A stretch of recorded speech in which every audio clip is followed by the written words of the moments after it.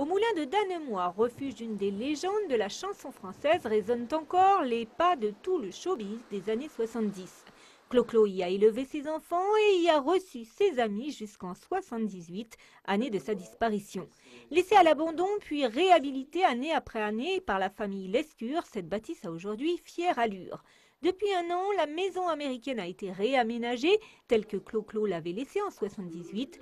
Habits de lumière et accessoires supplémentaires ont été exposés dans une nouvelle salle. C'est aussi de permettre aux visiteurs qui sont déjà venus, quand ils reviennent, eh bien, de voir des choses différentes. Donc, ça passe par une réorganisation du musée quasiment tous les 2 ans. Quand je parle de réorganisation, c'est vraiment une remise en état totale. On fait tourner les objets parce que tout n'est pas exposé.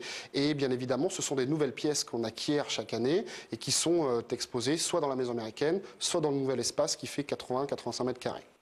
Mais pour la dernière résidence de cet artiste, les perspectives ne s'arrêtent pas là.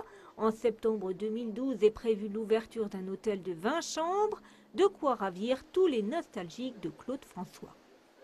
On a commencé avec le musée, ensuite on s'est aperçu que les clients voulaient prolonger leur séjour, leur durée en fait, donc on a mis en place une restauration et bien évidemment la suite logique c'est l'hôtel puisque on a une vraie carence au niveau de l'hôtellerie dans la région où on est, même si elle est très touristique et c'est un véritable paradoxe.